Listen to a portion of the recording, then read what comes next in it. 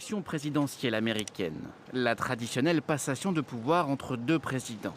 Comme ici en 2017, lorsque Barack Obama quittait son costume de président, escorté par Donald Trump, dans la plus parfaite harmonie.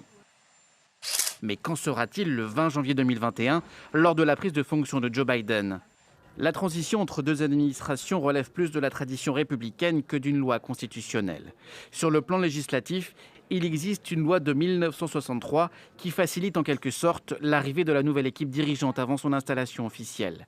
Mais pour cela, les services généraux de l'administration doivent débloquer des fonds spéciaux à hauteur de 10 millions de dollars.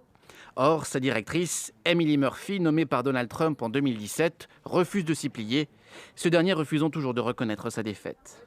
Nous devons d'abord vérifier que le candidat qui semble avoir remporté la victoire soit confirmé par les instances.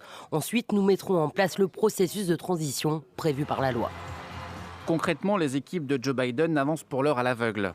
Ce dernier a bien mis en place une cellule spéciale pour la lutte contre le Covid-19, mais les accès aux agences fédérales lui sont refusés, tout comme l'accès aux informations stratégiques pour être fin prêt au premier jour du mandat de Joe Biden.